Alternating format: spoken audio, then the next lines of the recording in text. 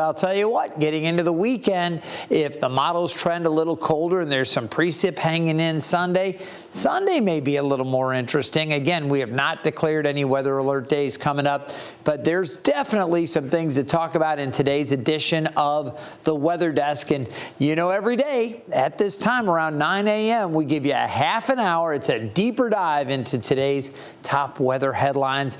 We focus a lot on the Mid-Atlantic and Hampton Roads, but we also look around the country, sometimes around the world, and sometimes out into outer space. And that's one of the things we're going to be doing today as well. There is so much to pack into this half-hour show. We're going to have to work quickly just to get it all in. So let's start off with our weather headlines and what we're working on. We've got another cold air outbreak for the Mid-Atlantic region and another one coming up next week. So lots of cold air if you are a lover of the wintertime temperatures. And again, these freezes do some good things for us. They can knock down some of the bugs and vectors that can lead to sometimes problems in the spring, you know, good killing frost to get rid of some of those critters that create trouble for us. It's not bad to have temperatures near normal, but we've been below normal for January so far in Hampton Roads. We're going to update you on the California wildfires. This seems like a daily thing that we do here with the Weather Desk, but there's been so much news coming out. I want to update you on the windy conditions, and we're going to hear from residents some more dramatic accounts of what's going on. And if you have not seen or heard, there have been some fire tornadoes or fire nados. You could call them fire whirls. There's different names for them, but basically you're getting these tornadoes that start to lick up the flames and fire up into the sky. It's amazing. We're going to show you how they form, and I've got some amazing video from the ABC affiliate out of LA that we'll be sharing with you of a massive fire tornado. So stay tuned for more on that. And if that's not enough for you, well, we've got some more interesting and kind of rare news. Richmond experiencing some tremors last night. And again, early this morning, early Wednesday morning. I'll give you the latest on that. There's a rare comet. It's out there. It's been really visible for the past couple of days. It's going to get harder to see it now, but I want to show you a picture of that. And we've got some other cool stuff, and I mean literally cool or cold stuff to share with you coming up. So something really fun out of Canada that I'm going to be showing you a demonstration of just how chilly it is. Lots to get to. Let's start off, though, with this cold blast. Our first topic, this Arctic blast that has settled in. Last night here in the Mid-Atlantic, we had a cold front come through. Didn't really do much other than it's kicked up the winds from the northwest and it's ushered in even chillier temperatures. Yesterday we were below average in Norfolk. You can see as we look back throughout the month, yesterday's high 42, the normal high is 50. So it's been cold. We've only had 2 above normal days so far. And this is kind of a cheater day here because officially on the 1st, the high was 58 above normal. That took place right around midnight, and then the temperatures fell back below average through the afternoon. So even the 1st of January turned a lot colder, and then Monday was the only day, really, for the last couple of weeks, the temperatures in the afternoon got above normal. So cold again yesterday, cold today. It will be cold tomorrow and Friday, getting back up above average on Saturday, and maybe some showers at that point as well. Right now, tracking some wet weather down along the Texas coast. We're going to focus on the chilly conditions and what's up. You can see the winds coming in from the west and the northwest. We've got that upper level low right there spinning and the winds cranking in. So colder air sweeping across the Great Lakes. You know that you've got cold air across that region when you see some lake effect snow, and it's a tell. Take a look here. You know, poker players will take a look and see if somebody has a little tick or a twitch, or maybe they do something differently if they've got something good in their hands. Well, when you're a meteorologist, you look at things like the Great Lakes. Are we seeing any lake effect snow coming out? That would mean very cold air is blowing across those already cold water surfaces, but it's even colder, so that can generate some lake effect snow. This is a tell that there is very cold Arctic air spilling across the Great Lakes, and eventually it winds up here in Hampton Roads. Look at these temperatures. Chicago 5 degrees, Cleveland 10 degrees. No thank you.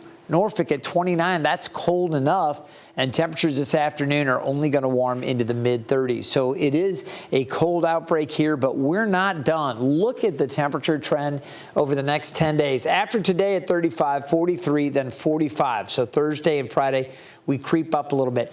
We get that one pop back above average on Saturday. There'll be chances for showers Saturday and maybe Sunday, some scattered wet weather as well. Sunday, the question is, does it get cold enough by the evening for maybe a few flurries or areas of mixed precipitation in here? There's a possibility. I'm going to show you our future cast, show you a couple of the global models later in the show. We're going to come back to our snow chances and talk about our forecast confidence in that setup right now. What I want to talk about right now is how much colder it gets. Martin Luther King Jr. Day, only in the mid-30s once again. And then we go Monday night into Tuesday, Tuesday night into Wednesday. Temperatures will be at or below freezing for this entire time period. If you, like I have an RV, I have an Airstream trailer, we have to winterize that trailer so that there's no water left in the lines and it doesn't freeze up, expand, and crack the water systems, the plumbing systems in our trailer. If you have an RV or maybe a boat and you don't have it winterized yet, think, well, you know, we every once in a while dip below freezing, but honestly on the coast it's not been that bad, whatever. Maybe you've put it off and you've been lucky so far. We're going to see this period of longer sustained sub-freezing temperatures. And when you get a day or two where it never gets back up above freezing, this is where that water, anything left over, even in somewhat insulated areas, you get those morning temperatures down, you could have freezing and breaking. So just want to give you the heads up, another really cold air mass settling in early to middle part of next week. Thursday back into the upper 30s and then struggling to get back to the mid 40s Friday and Saturday of the following week. So more cold weather and the below normal temperatures expected out 8 to 14 days as well. Most of the country cooler than average, the exception being California and into Nevada, the West. They're going to be a little bit above average. And you know, the issues they've been having out west, it has been significant with the fire danger. We continue to watch that. So this brings us to our next topic, California wildfire update, and then we're going to talk fire NATOs. Let's go ahead and talk about the setup here again here in the west. Very, very dry. What we have going on, high pressure still to the north, an area of low pressure still kind of spinning here. I'll put the winds on around the mountain levels and you can see there's an area of low pressure here, high pressure to the north, and the winds are coming between the two, blowing through the area. We can take this full and I'll step back so you can get a good look at that. Again, those winds blowing into Southern California, not as bad as they were, but they are still up and we still have wind advisories in place. You take a look at that. You'll notice that we are not looking at high wind warnings right now for LA, that area that was under high wind warning yesterday, including Oxnard, Simi Valley, Thousand Oaks, Ventura, those cities in LA and Ventura counties under wind advisory, about 740,000 residents there under this through 3 o'clock this afternoon. And the winds today have been blowing still quite gusty, but we're talking winds sustained come from the east and the northeast at about 25 to 35 miles per hour. And then the gusts are 45 to 55 miles per hour. Remember, yesterday with the high wind warning, we had hurricane force wind gusts near some of the mountains and in those mountain passes. So really, really bad yesterday. Still a concern today, and we still have the PDS red flag warning for these areas. Again, this is a particularly dangerous situation. That's what PDS means. And that area of concern extends all the way down to areas just east of San Diego. So once again, this is a particularly dangerous red flag warning in effect through 3 o'clock this afternoon for the strong east to northeast winds and the low humidity. The ground is very dry, and you guys have seen the results of all of this. All right, I do want to talk to you about what's going on, and we've got a package from California. At this hour, Los Angeles County is once again facing the most severe wind conditions that they've been dealing with the fires raging on, raising the threat for new fires. Heavy winds could also tornado spread the existing fires. The massive Palisades fire was only 17% contained overnight. The death toll from this disaster continues to rise. ABC's Andrew Dimbert has the latest details. This morning, emergency crews have transformed the Rose Bowl from a stadium to a wildfire command center as they prepare for yet another round of powerful winds, possibly fueling more fires in Southern California. High winds are forecast to hit again today from Central California to the Mexican border. We're watching really closely for wind gusts of 45 to even 70 miles per hour. Tens of thousands of people remain under mandatory evacuation orders. Another 84,000 people under evacuation warnings have been warned, be ready to leave. When we're giving you warnings, that's the time you should probably think about going. The two largest fires, the Palisades and Eaton fires, have destroyed more than 12,000 homes and businesses, killing at least 25 people. It was literally shooting like fireballs. It looked like a volcano. Zaire Calvin lost his sister in the Eaton fire. He says they got separated while evacuating. That's where they found her remains. And I don't know why she didn't leave. It's just so much. It's just so much. The life has been sucked out of us as a community. Susan Salser says she watched the Palisades fire approach her home from her kitchen window. The 85-year-old fought the fire with her 86-year-old husband, Winston, saving their home. I used the hose to control the ground fire and stop that end of the house from burning. Health officials have now issued a dust and ash advisory warning of air pollution as people across the area scramble for shelter. I've reached out to a couple places, and a lot of them have already been taken.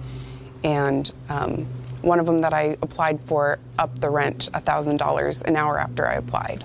Realtors say prospective tenants are so desperate, some are offering to pay double the listed rent for an entire year up front. Andrew Dimbert, ABC News, New York. And the personal accounts coming out of Southern California continue to be just mind-blowing as you hear stories. One resident described his experience with the fires right outside of his home. I was here on the night of the fire. I got here about 8 p.m. just trying to get my kids. Said my wife had left with her purse in the house. The kids had nothing. I came to get what I could, pictures off the wall, the jewelry box. When I showed up here, I wasn't expecting the scene that I would see. There was fires on my lawn. We still weren't designated as mandatory evacuation zone. There was sparks flying through the air. I was panicked. I was scared to go in my house for more than 10 minutes, but I sat out here putting out fires for, probably till about 11, and then I went down lake to see how bad the fire had spread, came back here, was backed in my driveway with the lights out, with the lights headed out, so because it was like 10-foot visibility, you had 90-mile-an-hour winds that would they'd rush through these trees, and you hear the crack, crack, crack, and the popping of stuff, and you're just like, oh my God, I'm not gonna die here for my house. It's just amazing to hear these stories, and we are getting more and more information out from those areas that have been hit so hard. There was something that we've noticed over the last day or two that has also been pretty amazing to see. But when you take a look at it, you may have heard of this, fire tornadoes. What happens, you get these powerful winds swirling and all of this heat coming up. With a closer look at how these fire-nados or fire tornadoes form, here's Evan Stewart. The wildfires burning out west in California, sometimes they can create their own weather. You might have heard of something called fire tornadoes, fire-nados, fire whirls, or fire devils. Well, believe it or not, they are a real thing. As the winds blow across the landscape, they can create turbulence and vortices, or little spinning whirls of air in the atmosphere. As the wildfire continues to grow, that heat creates a rising column of air called a thermal. Combine that with the spinning air and you can start to get a vortex spinning around. Now, cooler air will rush in behind the rising air, and that not only helps to fuel the fire, it can start to create a situation where a fire tornado begins to form. As a matter of fact, some of these spiraling, rotating, whirling columns of air can have wind speeds that reach over 100 miles per hour. So that's a super cool graphic and a great explanation from my colleague, meteorologist Evan Stewart there. This is what one actually looks like as captured just a couple days ago from our ABC affiliate in LA, KABC7. You can see right there the tornado forming, and look at the base of it. This video runs about a minute or so. I just want to stay with this and let you look at what's going on. You've got the fire. You've got those thermals. Evan was just talking about that rapidly rising air. Then these winds curling around through the canyons and pushing down. You get the twist, the development of the smoky stack, that tornado, and then it licks up more of the flames, drawing it up, and the base of it starts to light up like a column. It almost looks like something from a Disney movie. I thought about Aladdin and, you know, like the power of the genie, and you see some of the stuff, Jafar and whatever coming into this. This is real, folks, and it's horrifying to see, again, that fire tornado or fire-nado. As Evan mentioned, sometimes referred to as a fire whirl. It is amazing to see, but absolutely horrifying to experience. It's one thing to have tornadic winds, but to think about flames and sparks wrapping around that and just combusting everything around it. Just stunning, stunning images. All right, we're going to turn our attention from the Southern California fires to something, you know, they deal with earthquakes all the time in California. But here on the East Coast, it's a more rare event. And would you believe Richmond experienced some tremors? We'll talk about that. We have a rare comet to show you as well. And I'll just say, check this out, something else really cool that we're going to have some fun with here. So we're going to turn our attention, first of all, to the Richmond area. And we had multiple reports in Central Virginia saying they felt a little shake yesterday, late afternoon, really into the early evening.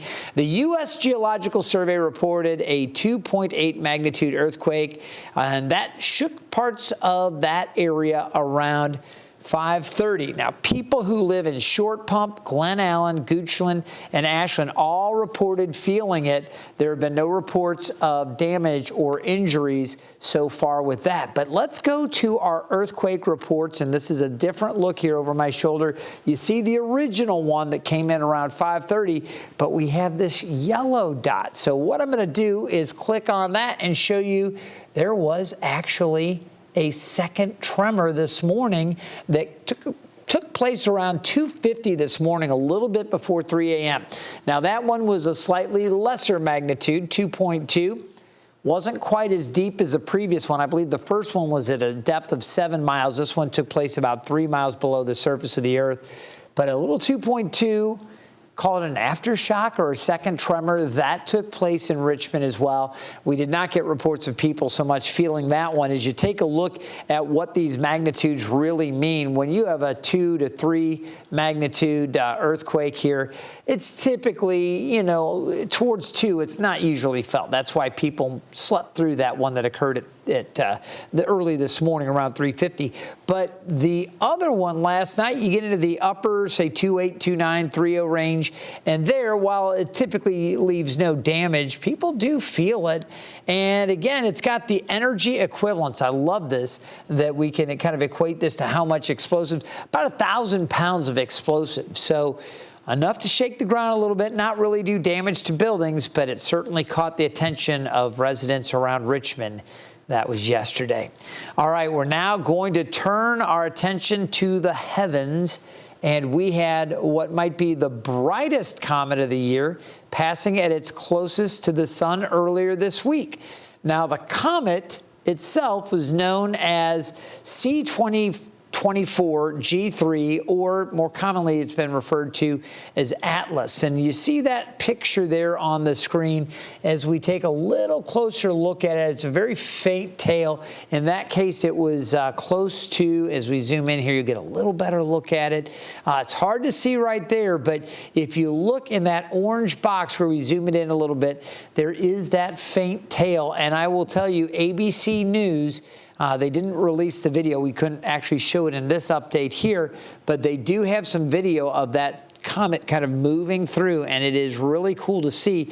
The kicker on this it may never be visible here again. Now, the next time it would likely pass by Earth or come in where we may be able to see it. There's a little bit better look in that orange box if you look at the little bright spot with the feathering tail. The next time it's really going to be visible, about 160,000 years. I plan on, going at this a while, but I don't think I'll be around in 160,000 years. It may also not make it back around. Something could happen to the comet in the next 160, so we'll see. It's still going to be visible, but it's getting harder and harder to see over the next day or two.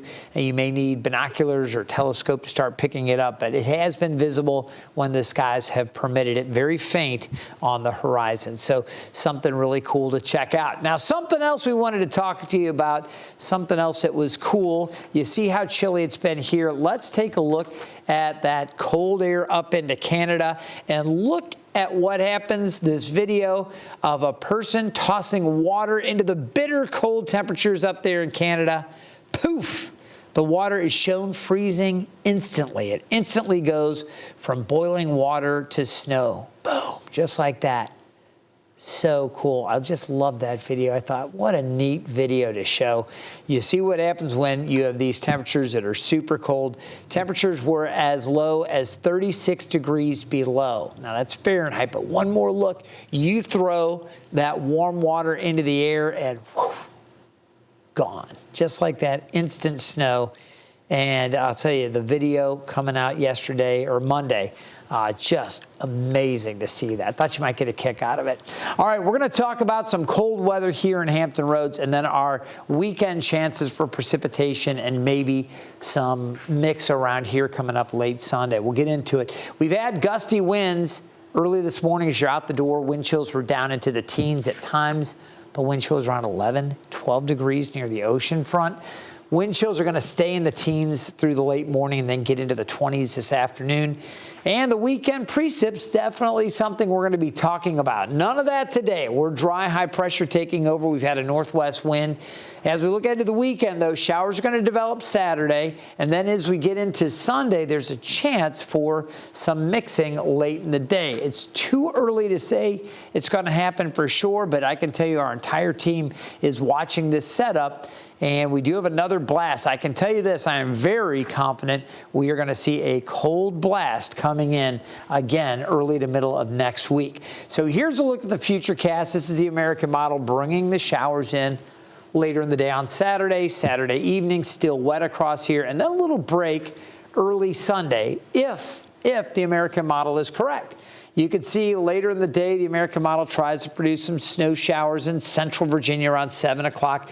Could see some snow showers or flurries somewhere around Hampton Roads. Doesn't look like anything too heavy there. That goes away early Monday. We should be in good shape. So I think drier. If you've got plans to get out, maybe you're going to participate in one of the observances for Martin Luther King Jr. Day. Looks like it's going to be cold. You'll need to bundle up if you're going to be outside, but we should be drier on Monday. Now the European model, again, that snow off to the northwest, rain showers developing Saturday during the day, wet into the evening. I'm getting more confident in that timing. The question is, what happens on Sunday? And the Euro, again, keeps more showers in for Sunday, a little bit better chance. Some mixing off to the northwest, may be impacting Accomack County and Northampton County, a little bit there around the county lines. Then as you come to the middle peninsula, perhaps we could see some additional mix. This would be late Sunday or Sunday evening and out towards I-95 as well. Doesn't really bring much through Hampton Roads. So there is question as to whether or not we'll see anything. Again, Martin Luther King Jr. Day looking dry for Hampton Roads.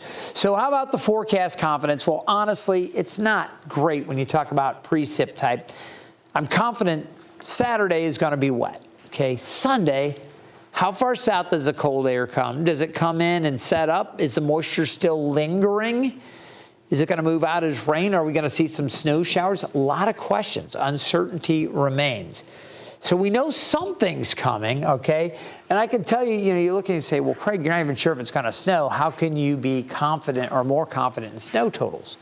Well, here's where I'm more confident. None of the models are saying it's going to be a real big deal. So I'm not overly concerned that we're going to see a major winter event, but I'm not completely convinced that we couldn't see a little bit more, so that's why it's not high. I'll say moderate to high. This shouldn't be that big of a deal, but there's still time to watch and things could change.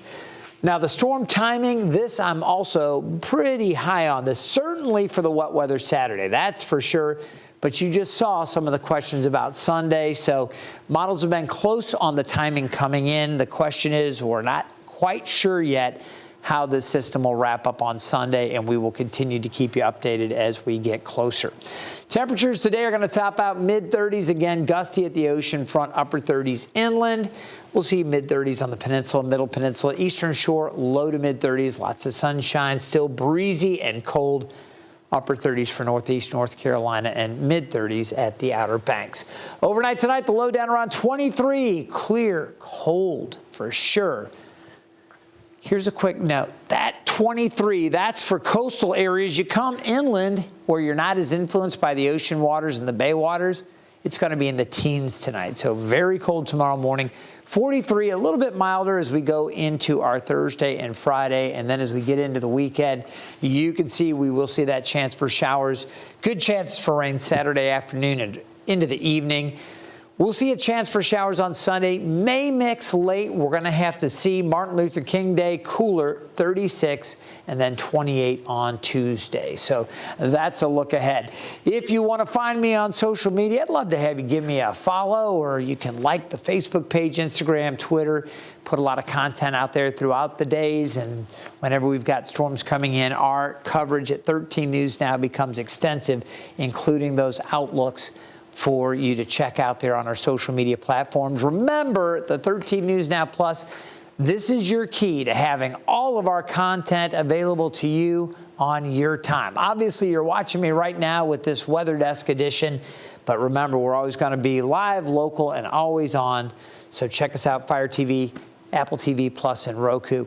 I hope you've enjoyed this edition of the Weather Desk. We'll continue to watch those wildfires and watch the weather around here. Certainly cold, and that chance for wintry weather as we head to the weekend.